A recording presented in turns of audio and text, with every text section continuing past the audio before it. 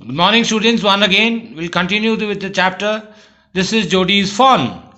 So we know that the mother of the fawn was killed by Penny as its organ were used for treating Penny, that is father of Jodi.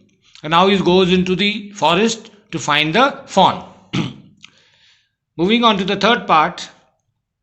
Now he's in the jungle, Jodi. Movement directly in front of him startled, that is, shocked him, surprised him, so that he tumbled backward. Tumbled is to fall clumsily, awkwardly, to fall down awkwardly, that is called tumbled. So now he's found the fawn. The fawn lifted its face to his. It turned its head with wide, wandering motion. And the fawn is also surprised, wandering is surprised, and shook him through with the stare of its liquid eyes. And now the fawn is staring at Jodi. It was quivering. Quivering means shaking, trembling. Why? Because the whole night it had been raining, and the fawn is without the care of its mother, and it is hungry, it is cold, and it is shivering. It made no effort to rise or run, and the fawn did not move. Jodi could not trust himself to move, and neither did Jodi move. Why? Because he was afraid that the fawn might run away.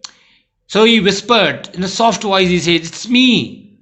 The fawn lifted its nose, scenting him. Scenting is smelling. Animals, they smell.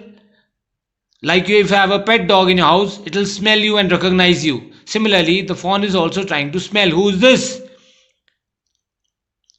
He reached out one hand and laid it on the soft neck. So Jodi put his hand on the neck of the fawn. The touch made him delirious. Delirious means crazy, but here it means he was highly excited, very excited. He moved forward on all fours, that is, on his four means that he's not walking, he's on his all four, that is, forearms and his legs. He moved forward on all fours until he was close beside it, and now he's reached where the fawn is. He put his arms around its body, so he held the fawn around his arms. A light convulsion passed over it. Convulsion here means trembling, and the fawn started trembling. I told you, it is hungry, it is feeling cold, and without the care of its mother. But it did not stir, but it did not move. It was trembling, but it did not move. He stroked its side, patted his sides as gently as though the fawn were a china deer, and he carefully patted the fawn as if he was a toy made of clay and it would break. So softly he puts his hand on the fawn. Its skin was very soft, and when he puts his hand, he feels the skin is very soft. It is sleek and clean, smooth and clean, spick and span, and had a sweet scent of grass. Grass, because the fawn had been lying on that grass for the whole night. The mother was killed yesterday, and he had been lying there without moving. So that is why there is a smell of grass. He rose slowly and lifted the fawn from the ground. And he lifts the fawn from the ground. Its leg hung limply. Limply is which, when you are hurt and you are not able to walk properly, that is called limp. So his legs are also not very strong, and they are hanging when Jodi lifts the fawn. They were surprisingly long, and as all of you know, deer, they have long legs which help them to run very fast when they are chased by predators.